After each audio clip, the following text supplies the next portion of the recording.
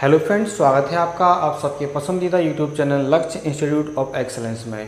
दोस्तों, आज अपन current affairs के कुछ फैक्ट यहाँ पर डिस्कस करेंगे जो कि अपन डेली कर रहे हैं। तो चलिए स्टार्ट करते हैं। अपन आपके सामने फर्स्ट फैक्ट है कि हाल ही में किसे अगले 3 विश्व टेस्ट चैंपियनशिप फाइनल की मेज़बानी का अधिकार मिला हुआ है ना। Who has received recently been given the right to host the next 3 world test championship, है ना। अभी हम लोग देखते हैं कि जो क्रिकेट में टेस्ट चैंपियनशिप का आयोजन होता है वो किसके लिए अभी हाल ही में मिला हुआ है, तो ये इंग्लैंड के लिए मिला है, इंग्लैंड के साथ वेल्स, है ना। क्योंकि इंग्लैंड ने क्या किया है, अभी हमने देखा, तो ये देखिए आईसीसी वर्ल्ड टेस्ट चैंपियनशिप जो है इसकी मेज़बानी किसके लिए सौंपी गई है, इंग्लैंड और वेल्स को सौंपी गई है ना। इसमें आपको दिखेगा क्योंकि क्या है कि अभी जो पिछले 3 थे 2021, 2023 और 25, इसका सफल आयोजन, इसके फाइनल का सफल आयोजन जो है वो इंग्लैंड ने यानी ईसीबी इंग्लैंड क्रिकेट बोर्ड ने किया। तो अब आगे के जो हैं वो भी इन्हीं के लिए ये सौंपा गया है ना। जैसे वनडे क्रिकेट का वर्ल्ड कप होता है, ऐसा आपका ही होता है। तो साल भर में जो भी टेस्ट मैच खेले जाते हैं वो टेस्ट मैच चैंपियनशिप के अंतर्गत खेले जाते हैं और लास्ट में आपका इसका फाइनल होता है। जैसे अभी लेटेस्ट जो फाइनल हुआ वो आपका अभी साउथ अफ्रीका ने जीता, जो पहली बार कोई बड़ा टूर्नामेंट आपका जीतकर वर्ल्ड चैंपियन बनी है। ठीक है, नेक्स्ट है, हाल ही में मलेशिया से अंकुरित पाम तेल बीजों का सबसे बड़ा आयात करने वाला कौन सा देश बना है, तो ये अपना देश भारत बना है ना। तो ये पाम ऑयल है जिसमें भारत मलेशिया से अंकुरित पाम बीजों का आयात करने के मामले में क्या हो गया है, आपका सबसे नंबर पे अपना वृद्धि हुई है। और जो कि एक चिंता का विषय भी है। जैसे आज हम लोग देखते हैं कि जितने भी जो घरेलू जो अपना चिप्स वगैरह रहते हैं, इन सभी में पाम ऑयल का यूज़ बहुत ज़्यादा किया जा रहा है। तो बाहर का खाना इसीलिए नुकसानदायक होता है क्योंकि इसका यूज़ उसमें बहुत ज़्यादा हो रहा है ना। तो ये भारत में इसीलिए सबसे ज़्यादा मांग बढ़ी है क्योंकि धीरे धीरे अपन देख रहे हैं दुनिया में मतलब प्रदूषित पदार्थ खाए जा रहे हैं और सबसे ज़्यादा हमारे देश में ही सब कुछ ये रहता है।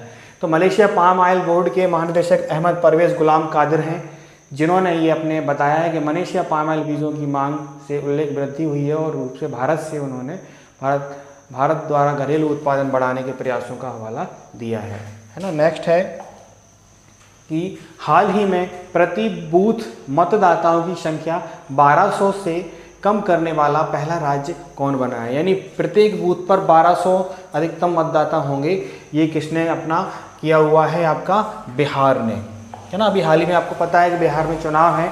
बिहार देश का ऐसा पहला राज्य बन गया है जहां पर हर मतदान केंद्र पर क्या होंगे, 1200 से कम मतदाता होंगे, है ना। ये इसलिए किया गया है कि इसके लिए राज्य भर में 12,817 नए मतदान केंद्र जोड़े गए हैं। पहले मतदाता सूची के विशेष गहन पुनरीक्षण के तहत प्रति मतदान केंद्र 1500 मतदाता थे और 1200 इसके कर दिया गया है ना। इसके लिए क्या हो गया है, अपना जो लंबी कतारें लगती थी चुनाव वहाँ पर, उसके लिए रोक करने के लिए आपका ये किया गया है। और बिहार में ये देखा भी गया है, चुनाव आयोग ने कहा है कि राज्य में वर्तमान में चल रही प्रक्रिया के तहत अब तक 7 करोड़ 16 लाख से अधिक गणना फार्म एकत्रित हुए हैं। और एक अभी लेटेस्ट आंकड़ा आया है कि लगभग 50 लाख बिहार में फर्जी वोटर हैं। वो इसलिए क्योंकि बिहार का मजदूर बाहर काम करने के लिए जाता है तो उसका मतदान जो है वो वहीं पर अपना नाम मतदाता सूची में जुड़ा हुआ है जबकि वो है बाहर। तो ऐसे लोगों को लगभग 50 लाख लोगों के नाम काटे गए हैं और फर्जी मतदाता के तहत उनको देखा गया था। नेक्स्ट है, हाल ही में किसने IMF के उप निदेशक के रूप में अपना जो है वो कार्यभार आपका त्याग दिया है, इस्तीफा दे दिया है। तो ये अंतर्राष्ट्रीय मुद्रा कोष जो है, इंटरनेशनल मॉनिटरिंग फंड IMF के नाम से इसको हम लोग जानते हैं, इसकी जो गीता गोपीनाथ थी, ये सामने आपके दिख रही हैं, इन्होंने क्या किया है, इसको कर दिया है। ठीक है ना। अब IMF के बारे में हम लोग थोड़ा जान लें। अंतर्राष्ट्रीय मुद्रा कोष जो है वो एक आपकी संस्था है ना। इसको इंग्लिश में कहते हैं IMF यानी इंटरनेशनल मॉनिटरिंग फंड। संयुक्त राष्ट्र की एक विशेष एजेंसी है जिसका मुख्यालय जो है वो कहाँ पर है, आपका वाशिंगटन DC में है ना।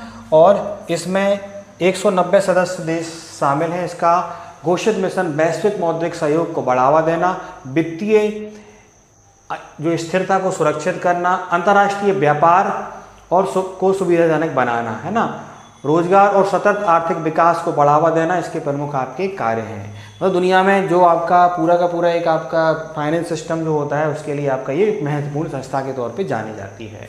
नेक्स्ट है, हाल ही में कौन सा देश यूनेस्को से बाहर हुआ है? है ना। Which country has recently left UNESCO. UNESCO यानी कि बहुत बड़ी संस्था है, इससे अभी हमारे डोनाल्ड ट्रंप जी का देश संयुक्त राष्ट्र अमेरिका जो है वो आपका संयुक्त राष्ट्र वैश्विक वैज्ञानिक एवं सांस्कृतिक संगठन यूनेस्को से बाहर हो गया है। तो अभी आप लोग देखे जा रहे हैं कि डोनाल्ड ट्रंप जो है वो समय समय पर कई ऐसे चौंकाने वाले निर्णय लिए जा रहे हैं कि शाम को कुछ निर्णय रहता है उनका और सुबह भर वो उससे हो जाते हैं। तो कुछ बुद्धिजीवी लोग रहते हैं जो डोनाल्ड ट्रंप के इस कदम को गलत भी मानते हैं, क्योंकि संयुक्त राज्य अमेरिका एक दुनिया की बड़ी महाशक्ति है, वहाँ के राष्ट्रपति के तौर पर इनके कुछ कदम ऐसे होते हैं जो कि गलत होते हैं। हमारे मामा जी भी हैं, इनको ट्रंप दद्दा कहते हैं और वो बुंदेलखंड से आते हैं। तो इनके लिए बारे में उनके विचार हमेशा होते हैं कि ट्रंप को ऐसे निर्णय नहीं लेना चाहिए जो कि एक तरीके से देखा जाए संयुक्त राज्य अमेरिका एक महान शक्ति बड़ा देश है और वहाँ के राष्ट्रपति के तौर पर इनके कदम कुछ होते हैं। तो जो भी थोड़ा बहुत जानकारी रखता है वो ऐसा कुछ बोलता है ना। तो ये सब हम लोगों को याद रखना है, ठीक है।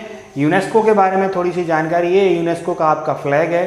तो संयुक्त राष्ट्र शैक्षिक वैज्ञानिक और सांस्कृतिक संगठन है, united nation education scientific and cultural organisation, यानी कि साइंस के क्षेत्र में कार्य करना, एजुकेशन के क्षेत्र में कार्य करना और कल्चरल यानी कि जो संस्कृति वगैरह हैं उसके लिए कार्य करने के लिए संयुक्त राष्ट्र संघ यानी यूनाइटेड नेशन ऑफ ऑर्गेनाइजेशन के द्वारा बनाया हुआ एक आपका ये निकाय है। इसका कार्य शिक्षा, प्रकृति, समाज विज्ञान, संस्कृति और संचार के माध्यम से जो है वो आपका पूरा का पूरा कार्य करने का इसका काम है ना। इसमें 194 देश हैं, 12 इसके सह सदस्य हैं। इसमें अशासकीय संस्थान, अंतर्राष्ट्रीय संगठन, निजी क्षेत्र भी शामिल है। इसका मुख्यालय जो है वो फ्रांस की राजधानी पेरिस में है, ये आपको याद रखना है। क्लियर है ना। नेक्स्ट आपके सामने है कि हाल ही में किस राज्य में हॉर्नवॉल की संरक्षक जो है वो आपके केंद्र के रूप में स्थापित किया गया है। हॉर्नवॉल, ठीक है। तो ये आपके सामने देखिए रहा एक हॉर्नवॉल पक्षी है। तो तमिलनाडु सरकार ने कोयम्बटूर जिले के अन्नामलाई टाइगर रिजर्व में हॉर्नवॉल संरक्षण के लिए भारत का जो पहला आपका वो है वो केंद्र आपका स्थापित किया है, ये आप याद रखेंगे। क्लियर है। अब इसके बारे में थोड़ा सा मैं आपको बताऊंगा कि हॉर्नवॉल जो है वो किस प्रकार का जीव होता है। तो देखिए यह एक बड़ा पक्षी है, इसकी लंबाई 95 से 120 सेंटीमीटर होती है। वजन लगभग आपका जो मतलब इसका पूरा होता है, जो एक बुशेरोटिडी परिवार से आपकी संबंधित है। इसकी पहचान एक आपकी वॉल्यूम चोंच और उसके ऊपर स्थित एक मूर्तिकला कास्क के रूप में एक आपका इसकी पहचान पूरी की पूरी रहती है। इसकी भौगोलिक सीमाएं भारत है, भूटान है, नेपाल, चीन, Tanzania, Laos, Cambodia, Vietnam, Malaysia, Indonesia सहित इन क्षेत्रों में पाई जाती है। दक्षिण और दक्षिण पूर्व एशिया के कुछ देशों में मूल रूप से यह आपका पाया जाता है। भारत में पश्चिमी घाट, पूर्वी हिमालय घाट और मध्य भारत के मध्यांतर में आपका ये पक्षी पाया जाता है। नेक्स्ट है आपके सामने कि हाल ही में किफ़ायती डिजिटल बैंकिंग को बढ़ावा देने के लिए गति बचत खाता अभी हाल ही में किसने लॉन्च किया है ना। Recently Gati saving account has been launched to आपका प्रमोट अफोर्डेबल डिजिटल बैंकिंग, है ना। यानी डिजिटल बैंकिंग को सरल बनाने के लिए अभी जो है वो फिनो पेमेंट बैंक आपने नाम सुना होगा, इसी ने आपका अभी वर्तमान में आपका नया खाता शुरू किया है ना। सरल और सुविधाजनक बनाने के लिए ये कार्य किया गया है, ठीक है।